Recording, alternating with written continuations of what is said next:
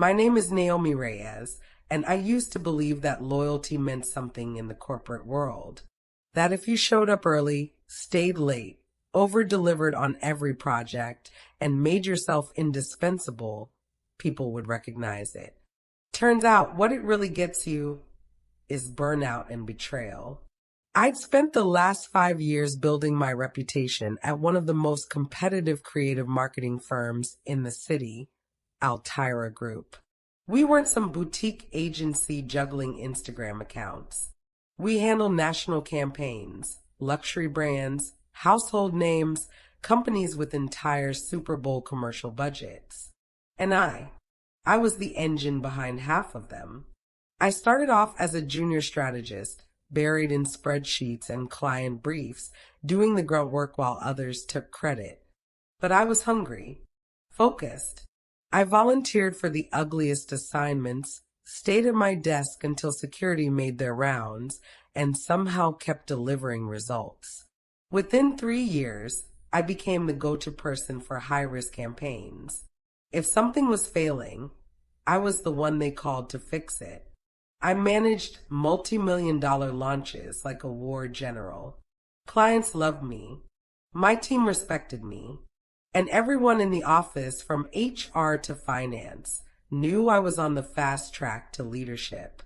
Or so I thought. My direct manager, Victoria Hale, was the kind of woman who walked into a room and made people lower their voices. She was effortlessly elegant, always in designer heels, perfectly tailored blazers, flawless makeup even at 7:45 a.m. Monday morning. But beneath the polish, there was something cold, clinical. She never yelled, never got flustered, but her silences could cut glass.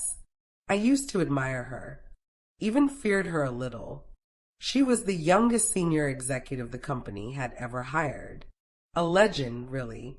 But the deeper I got into the company, the more I saw the rot underneath. The breaking point came after I led the Verite skincare campaign, a 6-month project that launched with massive success. We hit numbers 30% above projections. A competitor tried to poach me. Industry blogs wrote about my team's revolutionary influencer rollout. That was the moment I knew. The next team lead position was mine. Everyone knew it. Even Victoria said during one of our one-on-one-s, "You're shaping into real leadership potential, Naomi. Big things ahead." So when the calendar invite came through, quarterly all-staff, leadership announcements, I picked out my sharpest blazer, printed an updated version of my resume to send HR, and rehearsed my thank you smile in the elevator mirror. But at that meeting, in front of the entire division, Victoria walked in with her signature smirk and said, "Let's all congratulate Jenna Marks, our new team lead for product strategy." There was a beat of silence. Even Jenna blinked like she wasn't sure she'd heard correctly. Then polite applause. I sat frozen. My heart pounded so loud, I barely heard the rest of the meeting. My fingers clenched around the edge of my notepad until they turned white.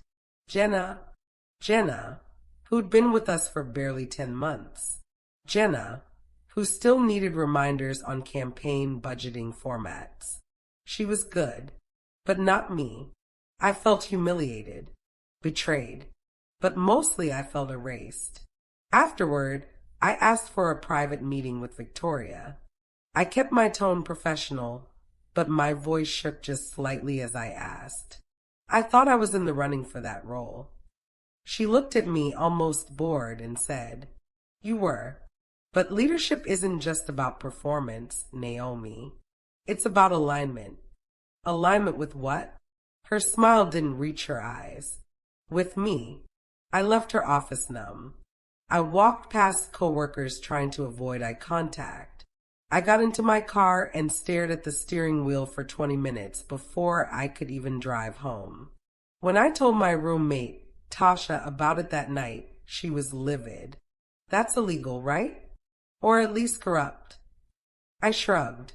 Not if she can spin it as a subjective decision. You've been breaking your back for that company. Yeah, I know. But something in me shifted that day. I didn't just feel betrayed, I felt targeted. And when I started looking closely, I noticed things. A coworker who got quietly demoted after disagreeing with Victoria during a meeting. Another who resigned abruptly and wouldn't talk about why. People who used to shine suddenly fading under the radar. It was subtle, surgical, intentional. And then I started hearing whispers about NDAs, about mysterious HR warnings, about things being handled internally. Something wasn't right. And I had a sinking feeling that Victoria didn't just reward loyalty. She punished disobedience. And she just put me on her list. After the promotion incident, my world became grayscale. I wasn't just bitter. I was watching, recording, taking mental snapshots of everything happening around me. You see, once you realize the system is rigged, it becomes impossible to unsee it. And Victoria? She was the puppeteer. Always had been. At first, I thought it was just favoritism, bias, an ego game. But then things got darker. A week after the announcement, I was in the office late as usual.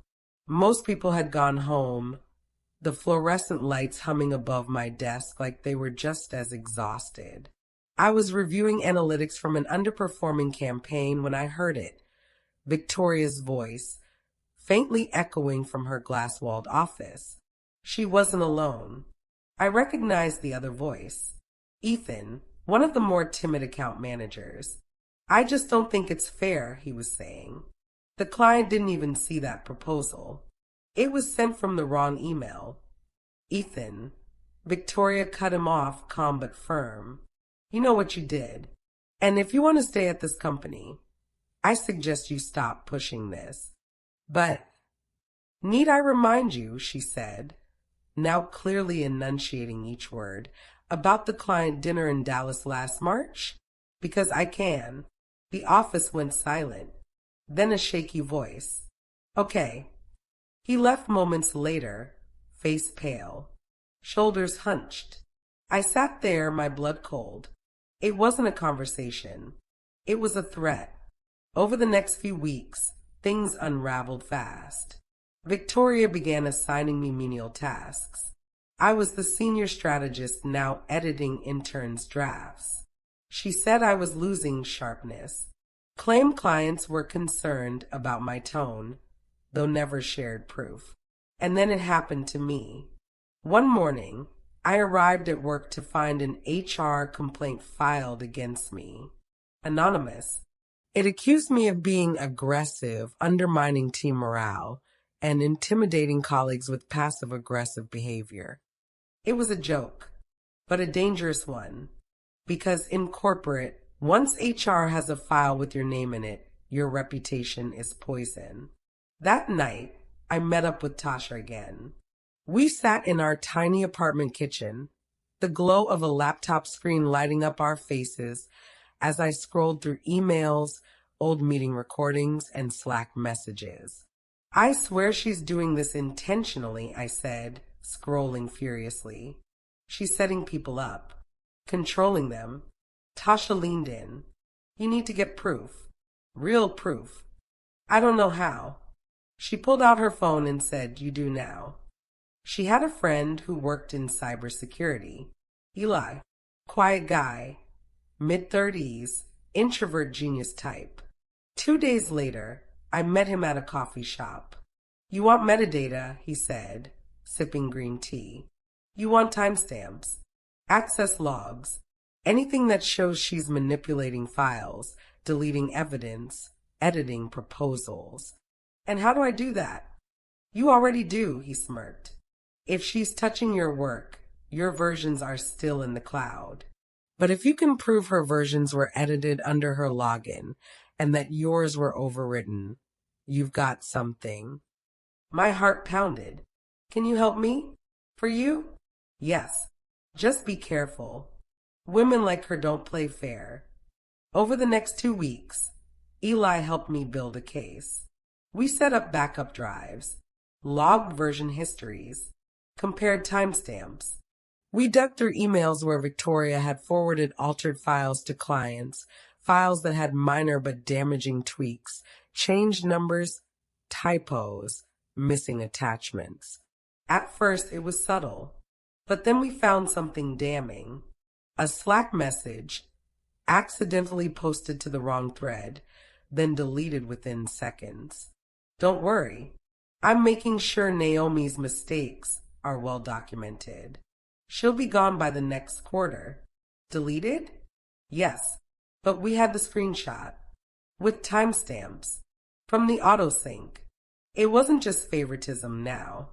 It was sabotage. And I realized something chilling. Victoria wasn't just ruining my career. She was blackmailing people into staying silent. And if I didn't act soon, I'd be next. I knew I was walking a tightrope. One wrong move and Victoria could bury me in HR complaints, twisted narratives, and her curated army of loyal puppets. She didn't scream. She didn't confront.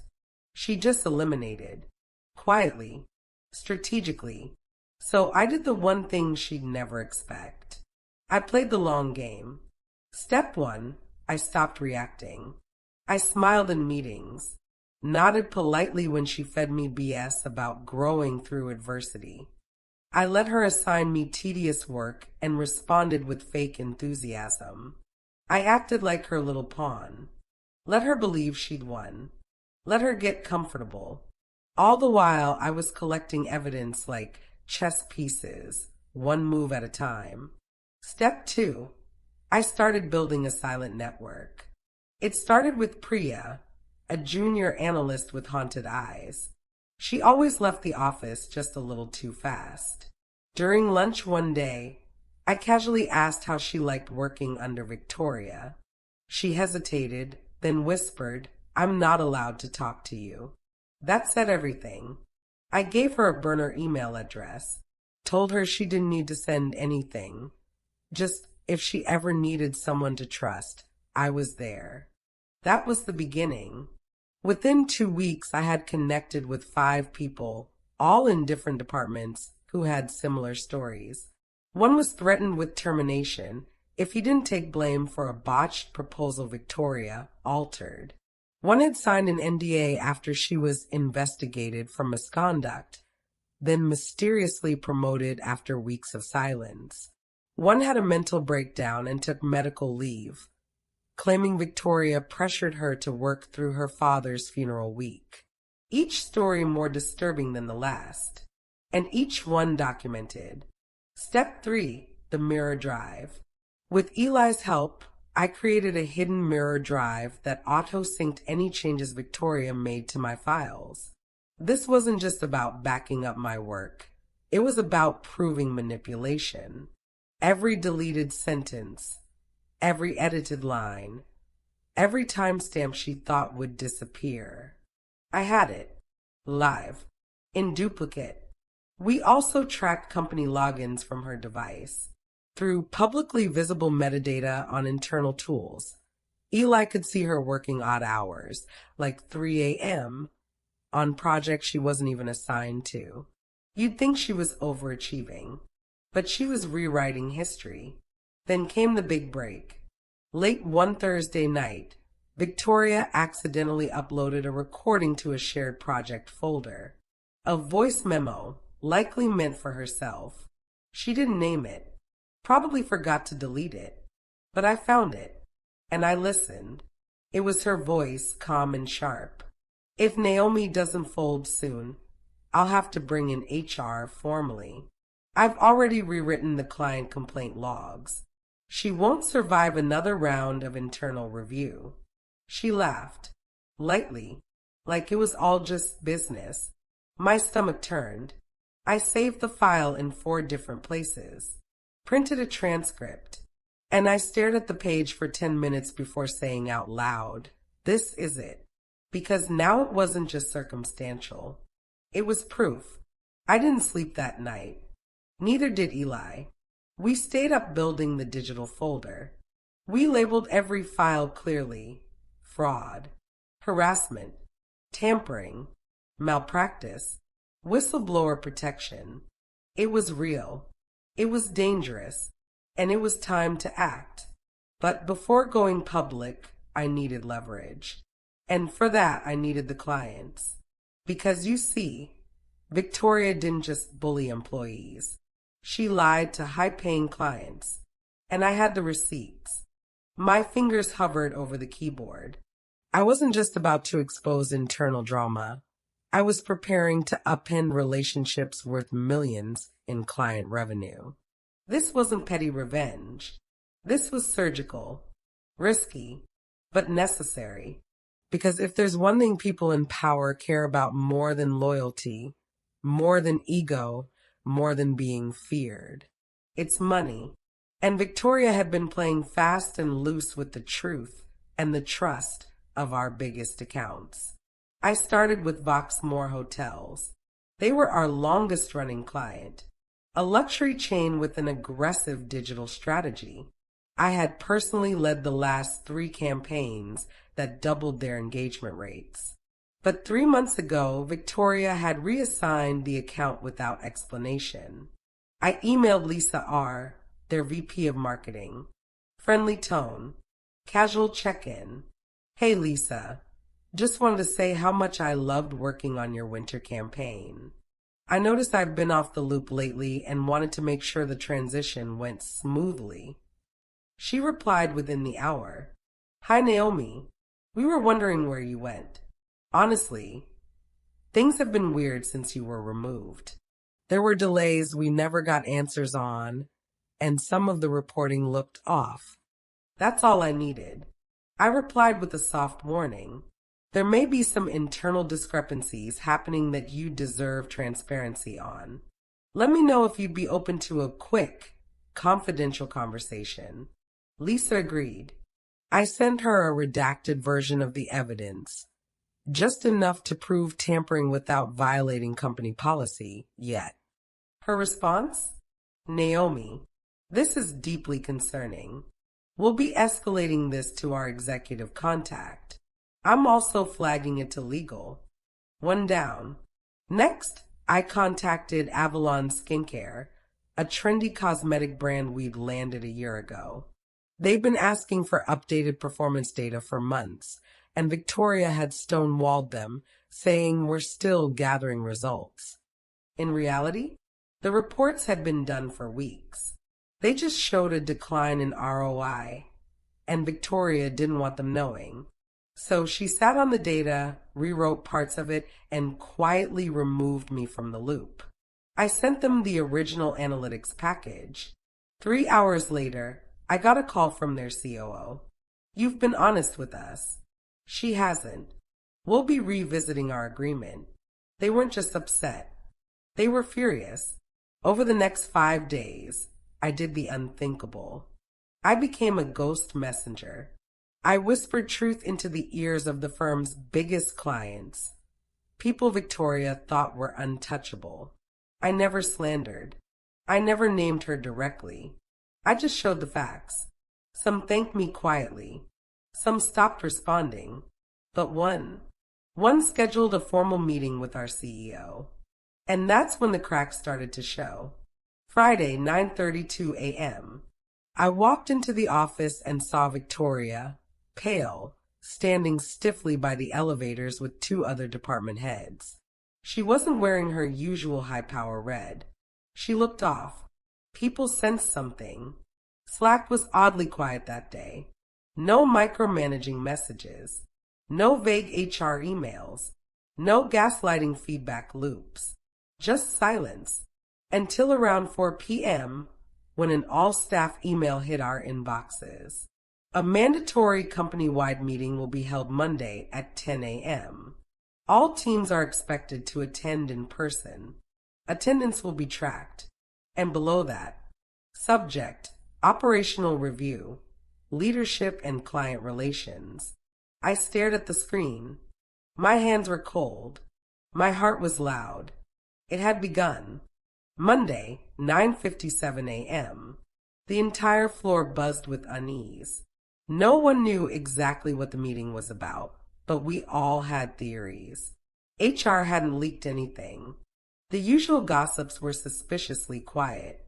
Even the interns looked alert, eyes flicking toward the main conference room like something was about to explode. I was seated at the back, flanked by Tasha and Ethan, two of the few people who now knew the full story. Victoria walked in last. She wore her power red again. Eyes sharp, expression unreadable. The CEO, Mr. Harding, stood at the head of the table. Calm, too calm. Thank you for coming, everyone. I'll get straight to it. Over the past few weeks, we've received concerns from several clients regarding discrepancies in campaign performance, deliverables, and internal communications. No one breathed. We've conducted a preliminary internal audit, and while we are still reviewing documents, we've identified patterns that point to serious breaches of protocol. He paused. Some of these decisions appear to have originated from the strategic planning department. Every eye in the room shifted to Victoria. She didn't flinch. Harding continued. This is not an investigation of the entire department. It's an investigation within it. And then, to my shock, he added, one of our senior team members came forward with detailed records and documentation. Because of that transparency, we were able to identify manipulation of client files, edited reports, and fabricated complaints against internal staff. My heart pounded. He was talking about me. And now everyone knew. Victoria stood slowly. If I may, she started, voice steady. Please remain seated, Harding interrupted, without even looking at her. The silence that followed was louder than any yelling match. He turned to the head of HR. We'll be conducting one-on-one interviews over the next few days. Effective immediately, all client-facing files will be audited. And until further notice, a pause. Victoria Leclerc is suspended with full restriction from internal systems, communications, and access to confidential materials. She blinked. Once, then twice. Then she laughed. A tight, sharp sound that didn't reach her eyes. This is a witch hunt. You people want a scapegoat and... We don't want a scapegoat, Harding cut her off. We want the truth, which is something you've been allergic to, apparently. You could feel the air shift. Victoria's mask cracked just a little. She clutched her bag, stood tall, and walked out. Every head turned to me. I didn't smile. I didn't gloat. But I didn't lower my eyes either. Because for the first time in months, I wasn't afraid of her. That night, I got an email from Lisa at Voxmore Hotels. You handled things with grace. We're officially transferring our account to your name if you choose to stay. I stared at the screen. I could stay. But did I want to? Victoria was gone. Officially suspended, but we all knew it was the beginning of the end. She stopped showing up. Her email bounced. Her glass office remained locked, the blinds drawn. Like a ghost had once lived there. Some people whispered about lawsuits. Others said she'd stepped away for personal reasons. But I knew the truth, and so did the CEO. 3 weeks later, I was called into Mr. Harding's office. Not HR, not a disciplinary committee. Him.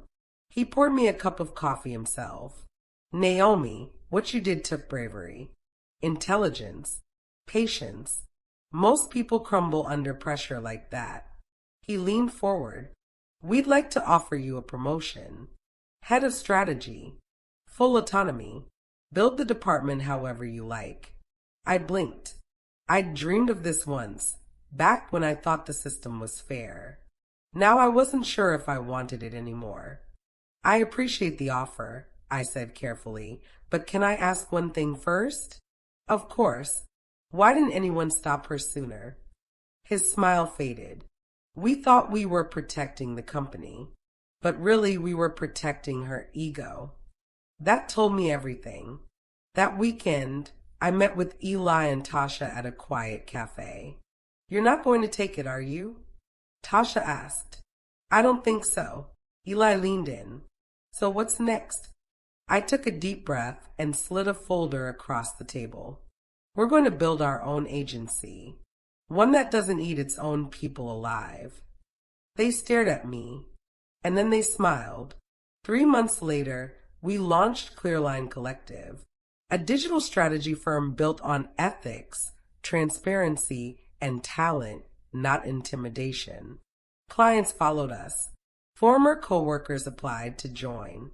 And when we landed our first six-figure deal, I called my mom and cried. Because I'd done it. I didn't just survive Victoria. I outgrew her, outran her, replaced her. 6 months later, I was invited to speak at a Women in Business Leadership Summit. The topic? How to win without becoming what tried to destroy you. I stood behind the mic, looked at the crowd of young professionals, wide-eyed and hopeful, and I told them the truth. You will face people who try to bury you, intimidate you, make you question your worth. Some will do it quietly. Some will smile while they do it. But remember this, when they try to blackmail your silence, speak louder. When they try to erase your work, build something bigger. And when they try to keep you small, become impossible to ignore. That's the story of how I got blackmailed by my boss, and how I turned her entire empire into my launching pad. Thank you for watching. If this story moved you, inspired you, or made you feel seen, don't forget to like, comment, and subscribe. At Red Flag Diaries, we expose the truth, one story at a time. Your support keeps these voices alive.